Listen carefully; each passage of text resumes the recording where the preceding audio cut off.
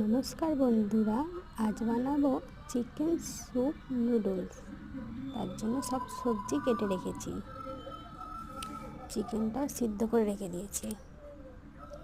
Chicken সিদ্ধ কড়াইতে তেল গরম করে এরপর রসুনগুলো দিয়ে দেবো।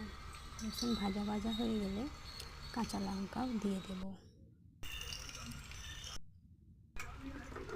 তারপর বাঁধাকপি কুচনো দিয়ে দেবো। নেড়ে নিয়ে গাজর কুচো দিয়ে দেবো।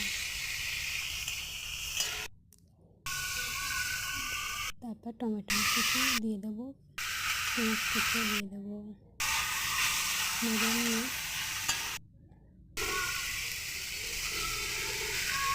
চিকেন সিদ্ধ করাটা দিয়ে দেবো।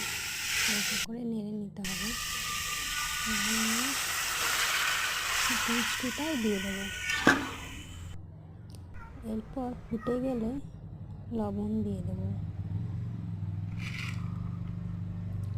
তারপরে নুডলসগুলোও দিয়ে দেবো। নুডলস দেওয়া হয়ে গেলে একটু নেড়ে নিয়ে কর্নফ্লাওয়ার গুলে রাখা দিয়ে দেবো। তারপর গোলমরিচের গুঁড়োটাও দিয়ে দেবো।